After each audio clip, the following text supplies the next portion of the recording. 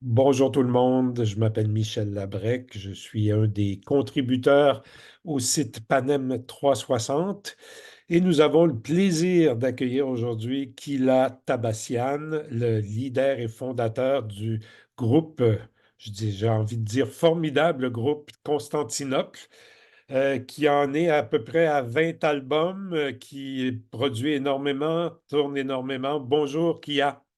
Bonjour Michel, très Alors, content de vous avant retrouver. de parler de votre prochain concert, qui est l'objet principal de notre entretien, j'aimerais quand même que vous rappeliez un peu brièvement aux néophytes ce que c'est Constantinople, c'est quoi le but de Constantinople, donc ce groupe basé à Montréal qui porte le nom de l'ancien nom de la ville Istanbul, en Turquie.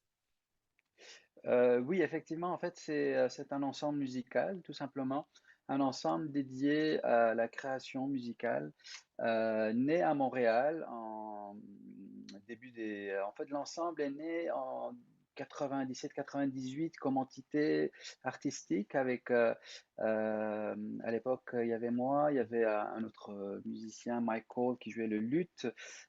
J'étais encore étudiant en composition au Conservatoire de musique de Montréal. Et Michael aussi était un collègue étudiant en composition, donc on a monté cet ensemble.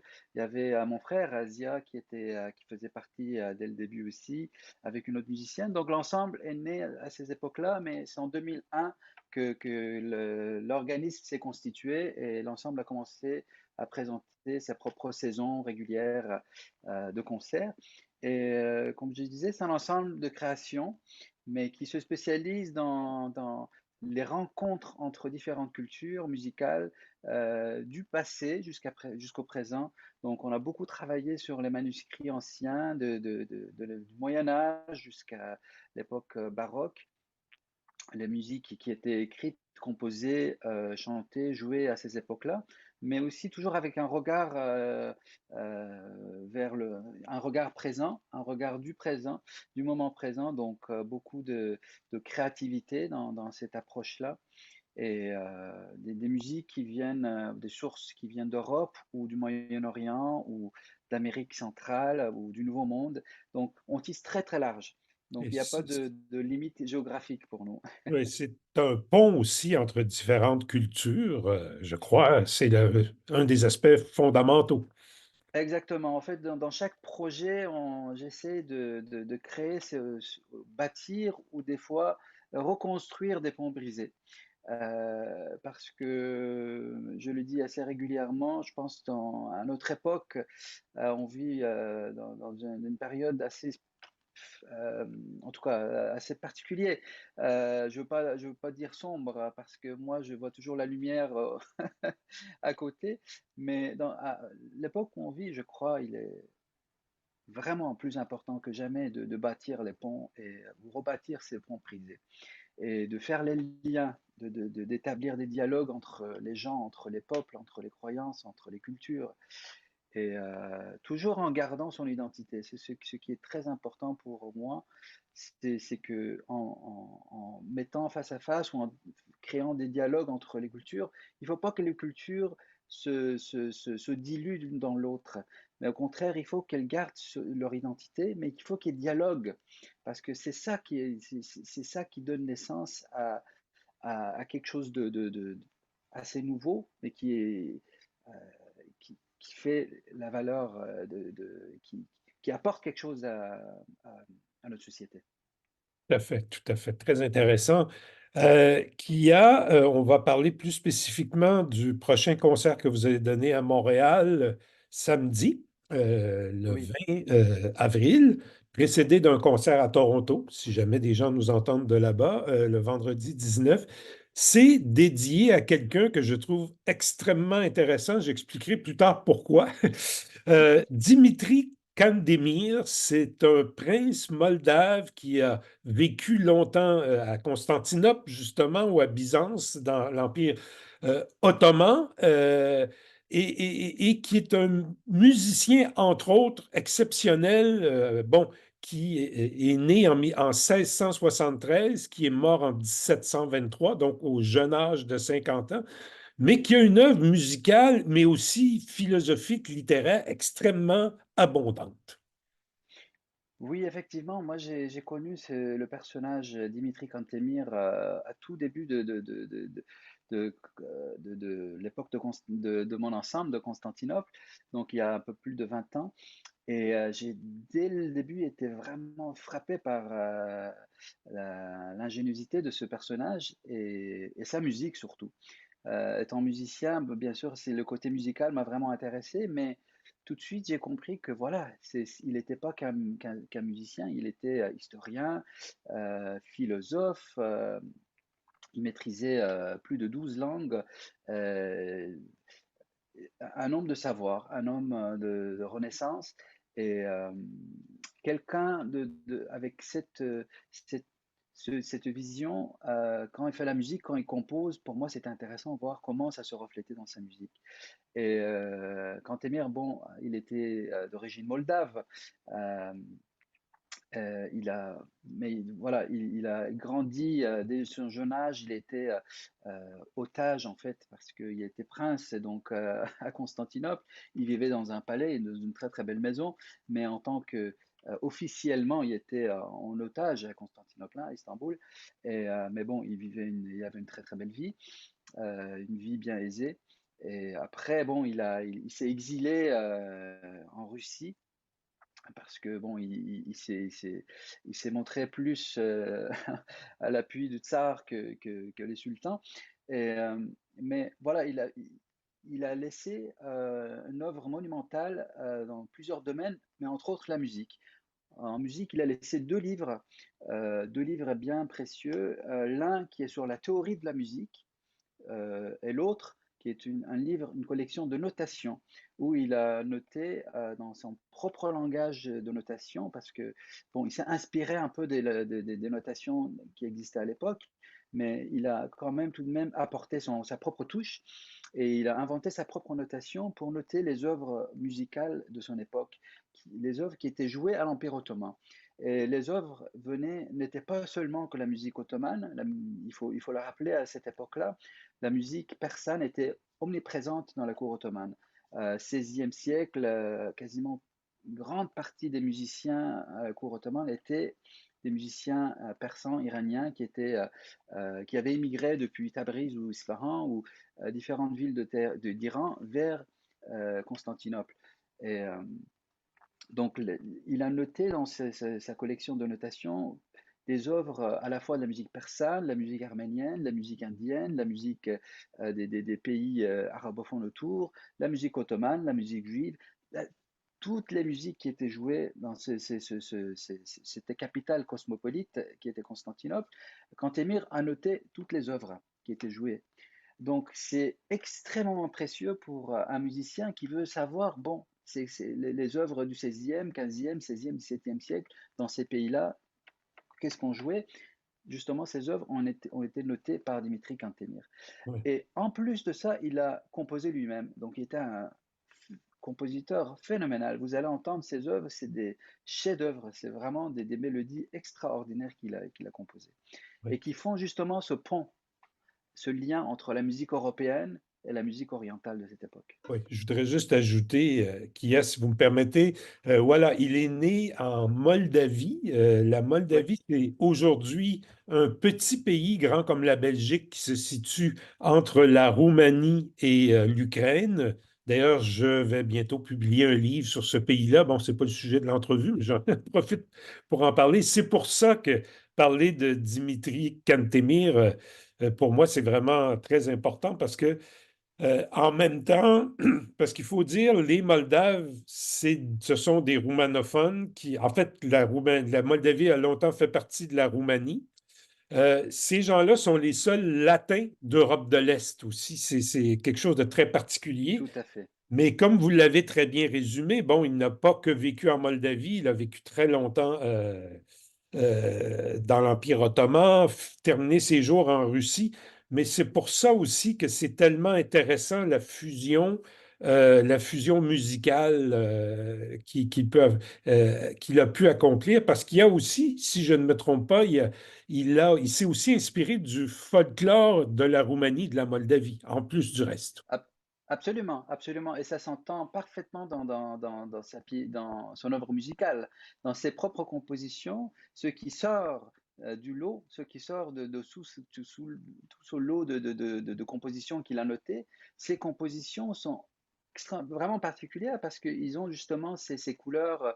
À la fois, il y a des mélodies folklore moldave, des danses à sept temps, on les entend, hein, c'est extraordinaire. Et il a aussi cette ouverture, comme je disais encore, bon, il était lui-même orthodoxe, donc on entend un peu ses influences de chants byzantins Religieux aussi.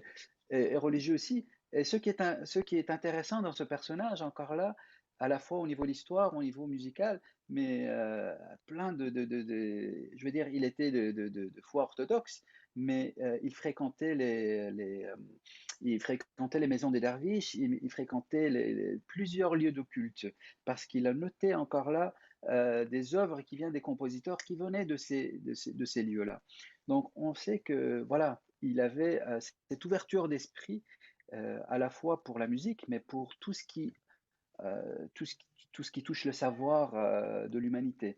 Oui, parce qu'il a fait aussi des traités philosophiques, des traités d'histoire de l'Empire ottoman, une première histoire de la Moldavie. Tout à Il n'y fait, en a pas tant que ça qui a été fait. Aussi, il faut dire, parmi les 11 ou 12 langues qu'il parlait, il y avait le français. tout à fait. C'était évident à l'époque. Dites-moi qu'est-ce qu'on entendra plus précisément à ce concert? Alors le concert est consacré en grande partie à l'œuvre de Cantemir, donc plusieurs pièces de ses œuvres, de ses compositions, mais je me suis dit, avec ce personnage, avec une telle ouverture d'esprit, on va apporter des œuvres d'autres compositeurs européens de son époque et les mettre en dialogue avec l'œuvre de Cantemir. Donc il y a surtout des œuvres de Marin Marais, par exemple, le compositeur français, qui a composé plusieurs œuvres pour viol de gambe, et plusieurs œuvres de Marin Marais qui vont dialoguer avec justement les pièces de Cantemir. Et les gens qui vont venir au concert vont entendre quasiment un va-et-vient entre la musique de Cantemir et Marais, qui ils vont presque pas comprendre quand c'est la musique de Cantemir et quand c'est la musique de Marais, combien elles peuvent être proches l'une de l'autre. Ben, qu'est-ce qu'on peut retirer aujourd'hui, en 2024, de l'œuvre de quelqu'un comme Dimitri Kandemir?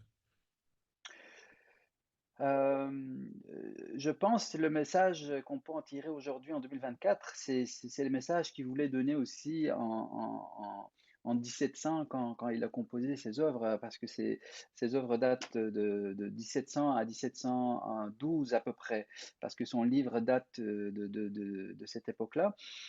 Donc ses compositions étaient reflets d'une société à la fois, à la fois enraciné dans plusieurs. Bon, il était voilà, comme il est enraciné dans plusieurs cultures. Il vivait dans une époque assez troublante aussi, quand même. Il y avait bon, il a vécu l'exil plusieurs fois, à plusieurs reprises. Il voyait Et, le déclin de l'Empire ottoman s'en venir. Euh, et il y a donc, beaucoup de guerres à cette époque, et même il y son avait beaucoup de territoire guerres. d'origine, la Moldavie, a Ah été oui, envahi par tellement de gens. absolument, absolument. Donc, il vivait ces choses-là, il vivait peut-être différemment, mais peut-être en parallèle certaines choses que nous sommes en train de vivre aujourd'hui encore en 2024.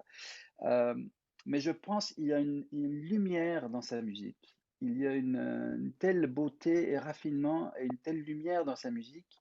Et le message de sa musique, pour moi, c'est cette lumière-là. C'est cette lumière qui dit que dans toute époque sombre, il faut regarder l'autre côté du vase et il y a encore la lumière. On ne peut pas cacher la lumière toujours. L'homme peut des fois, on regarde tellement de près toutes les catastrophes qu'on oublie que derrière, il y a toujours la lumière. Il faut les voir, il faut voir cette lumière et je pense que l'œuvre de Cantemir reflète cette belle luminosité. Formidable. Kyla Tabassian, avant qu'on ne se quitte, j'aimerais que vous parliez peut-être plus globalement de vos projets à venir, enregistrements à venir, parce que Constantinople, c'est une machine qui n'arrête jamais. Vous rentrez des États-Unis d'ailleurs en ce moment. Oui, oui, écoutez, on est quasiment continuellement en tournée là. Oui, il y a plein de projets sur la table, des projets intéressants l'un plus que l'autre. Euh, bon, il y a ce concert, ces concerts autour de Cantemir qui s'en viennent les prochains jours. Mais tout de suite après, on enchaîne avec d'autres tournées en Europe, des concerts que nous avons déjà créés à Montréal ici. Un concert autour de la poésie de Rumi, un concert, bon, la Porta d'Oriente justement, non pas la Porta d'Oriente, pardon, Il Ponte di Leonardo, le Oui, disque qui vient remporter le Juno. oui. On va le présenter en tournée en Europe aussi, en Allemagne. Sur Et après, Leonardo da Vinci. voilà, c'était justement pour refléter musicalement le pont qu'il avait dessiné et qui n'a jamais été construit finalement à son époque. Un pont qu'il avait dessiné qui allait relier l'Europe et l'Asie sur le Bosphore.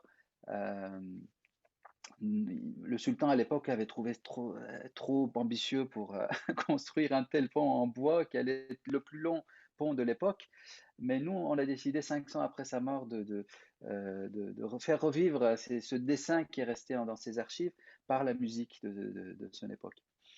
Donc, c'est un autre projet que nous allons amener en tournée et d'autres projets d'enregistrement de disques qui s'en viennent durant les prochains mois là. Ah, OK. Alors, on restera à l'écoute Oui, tout à fait. et peut-être qu'on aura l'occasion de se reparler. Kia Tabassian, merci infiniment pour cette interview. Merci Et beaucoup, j'ai Michel. bien hâte d'écouter cette, ce concert. Mais pour les gens qui ne pourraient pas y aller, il faut peut-être mentionner qu'il existe un enregistrement qui existe, que vous avez fait pendant la pandémie, si je ne m'abuse. Exactement. Bon, ce sera pas exactement la même chose, mais il reste. Nous avons créé un concert sur en vidéo pour les gens qui veulent l'écouter. C'est sur notre chaîne YouTube. D'ailleurs, c'est une chaîne avec plusieurs de nos concerts entiers qui sont filmés, qui sont disponibles pour les gens qui sont intéressés à les écouter de chez eux sur leur écran. Kia, merci encore. C'était un plaisir. Merci à vous. À la prochaine. Merci.